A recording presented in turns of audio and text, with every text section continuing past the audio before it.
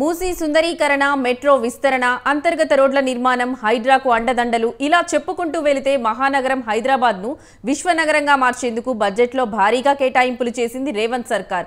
గత ప్రభుత్వం మాదిరిగా మాటలు చెప్పడం కాకుండా తమది చేతల ప్రభుత్వమని నిరూపిస్తామంటోంది.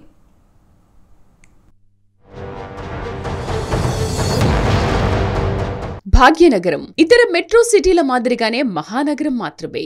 శతాబ్దాల చరిత్ర ఉన్న హైదరాబాద్ను విశ్వనగరంగా చేస్తామని గత బీఆర్ఎస్ ప్రభుత్వమే చెప్పింది. ఆ దిశగా బడ్జెట్లో కేటాయింపులు జరిపింది. అయితే కాంగ్రెస్ ప్రభుత్వం వచ్చిన తర్వాత సీన్ మారిపోయింది. అంతకు మించి అన్నట్లుగా రేవంత్ రెడ్డి సర్కార్ మరింత భారీగా నిధులను బడ్జెట్లో మంజూరు చేసింది.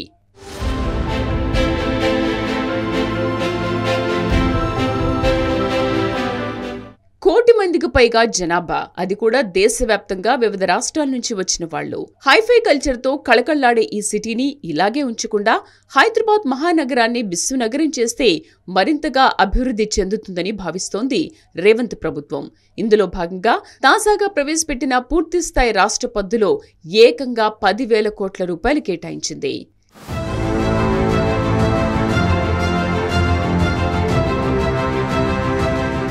సీఎంగా రేవంత్ రెడ్డి బాధ్యతలు చేపట్టిన మొదటి రోజు నుంచి హైదరాబాద్ పై ప్రత్యేకంగా ఫోకస్ పెట్టారు.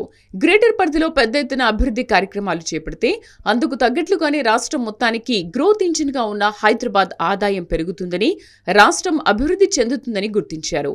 ఆ దిశగా సీఎం రేవంత్ రెడ్డి చేసిన కీలకమైన పని హైదరాబాద్ కు కేటాయించే బడ్జెట్ ను భారీగా పెంచేలా చేయడమే. బీఆర్ఎస్ పాలనలో గతేడాది పద్దుల్లో అన్ని విభాగాలకు కలిపి 5,729 కోట్లు మంజూరు చేయగా అందులో 47% మాత్రమే నిధులు విడుదలయ్యాయి. అంటే సుమారు 2,700 కోట్ల వరకు మాత్రమే ఉండడంతో అభివృద్ధి పనులు అంతంత మాత్రంగానే సాగాయన్న విమర్శలు వినిపించాయి.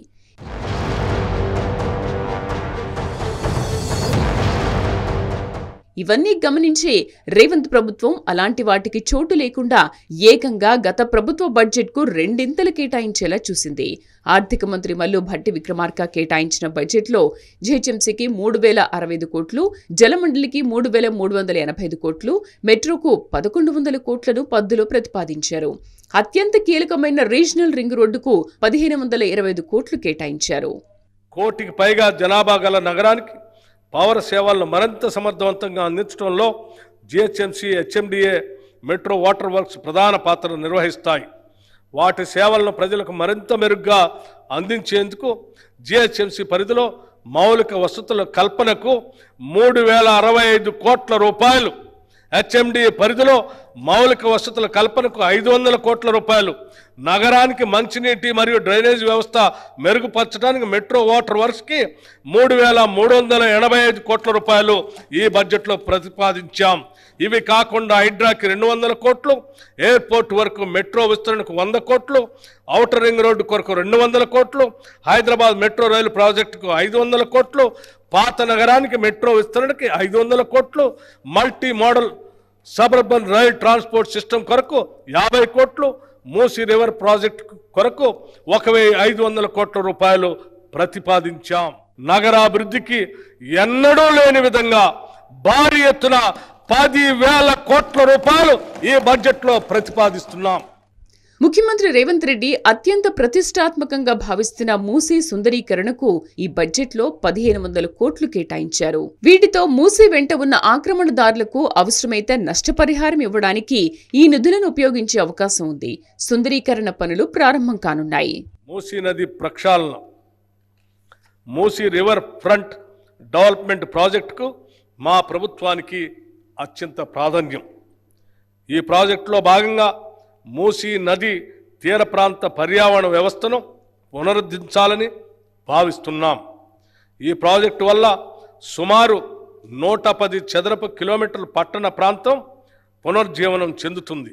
ఈ లక్ష్యాలను సాధించే దిశగా ఇప్పటికే సామాజిక ఆర్థిక అనుభవ సర్వే, సోషియో ఎకనామిక్ ఎంజాయ్మెంట్ సర్వేను చేపట్టడానికి రెవెన్యూ శాఖలో 33 బృందాలను ఏర్పాటు చేశాం. మూసీ అభివృద్ధి లండన్ నగరంలో ఉన్న థేమ్స్ నదీ పరివాహక అభివృద్ధి తరహాల్లో జరుగుతుంది. ఈ మూసీ నది అభివృద్ధి అత్యంత ప్రతిష్టాత్మకంగా భవిష్యత్తులో దేశంలో అనుసరించదగిన అత్యుత్తమ మోడల్గా జరగాలన్నదే మా ప్రయత్నం జరుగుతుందనేదే మా ప్రగాఢ విశ్వాసం. హెచ్ఎండిఏ పరిధిలో మౌలిక వసతుల కల్పనకు 500 కోట్లు బడ్జెట్లో పెట్టింది ప్రభుత్వం. 7,200 చదరపు కిలోమీటర్ల పరిధిలో విస్తరించి ఉన్న హైదరాబాద్ మెట్రోపాలిటన్ డెవలప్మెంట్ అథారిటీలో కొత్తగా 22 భారీ పార్కులు, ఔటర్ రింగ్ రోడ్ వరకు రేడియల్ రోడ్ల నిర్మాణం, లింక్ రోడ్లు వేయడానికి ఈ నిధులు ఉపయోగించనున్నారు. 20 చెరువుల సుందరీకరణకు ప్రతిపాదనలు చేయగా ఇప్పుడు ఈ నిధులతో ఆయా పనులు పూర్తి చేయనున్నారు. Regional ring road, outer ring road నిర్మాణం హైదరాబాద్ నగరానికి మణిహారం. ఔటర్ రింగ్ రోడ్డు నగరం చుట్టూ ఉన్న పలు ప్రాంతాలను అనుసంధానం చేయడంతో హైదరాబాద్ నగరాభివృద్ధికి మరింత వేగవంతమైంది. పెరుగుతున్న ట్రాఫిక్ రద్దీకి అనుగుణంగా తొలుత 4 లేన్లతో నిర్మించి దాని 8 లేన్ల సామర్థ్యానికి విస్తరింపచేస్తాం.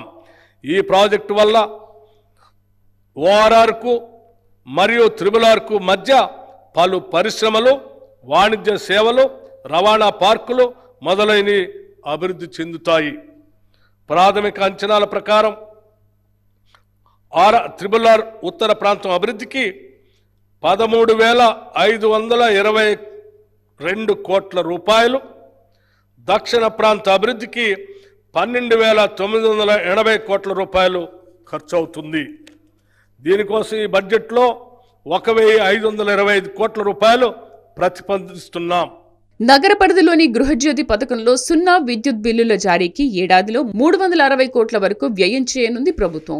ఓయూతో పాటు మహిళా వర్సిటీకి 200 కోట్లు, కులీ కుతుబ్ షా అర్బన్ డెవలప్మెంట్ అథారిటీకి 13 కోట్లు, సామాన్య ప్రజలకు వైద్య సేవల పరంగా ఎంతో ఉపయోగపడుతున్న నిజాం వైద్య విజ్ఞాన సంస్థ నిమ్స్కు 61 కోట్లు కేటాయించారు.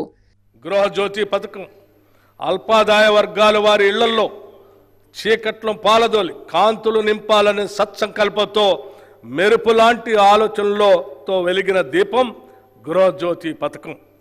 200 యూనిట్ల కంటే తక్కువ విద్యుత్తుని వినియోగించుకునే గృహాలకు ఉచిత విద్యుత్ అందించడం ఈ పథకం ప్రధాన లక్ష్యం.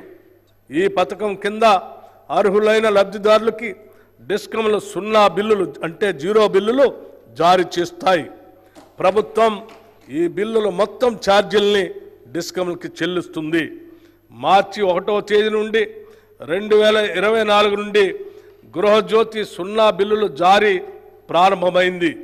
ఈ పథకం 15 జూలై నాటికి 45,81,676 ఇళ్లలో వెలుగు జిలుగులు నింపింది. గృహజ్యోతి పథకం కింద జూన్ వరకు అందించిన విద్యుత్కు గాను డిస్కంలకు ప్రభుత్వం ఇప్పటి వరకు 583.05 కోట్ల రూపాయలు చెల్లించింది. ఈ బడ్జెట్లో ఈ పథకానికి 2,418 కోట్ల రూపాయలు ప్రతిపాదిస్తున్నాం. బడ్జెట్లో నిధులు కేటాయించడం వరకు సంతోషం వ్యక్తమవుతున్నా వాటిని పూర్తి స్థాయిలో మహానగరం అభివృద్ధికి వినియోగిస్తే రానున్న రోజుల్లో హైదరాబాద్ ఖచ్చితంగా విశ్వనగరంగా మారుతుందని చెబుతున్నారు భాగ్యనగర వాసులు.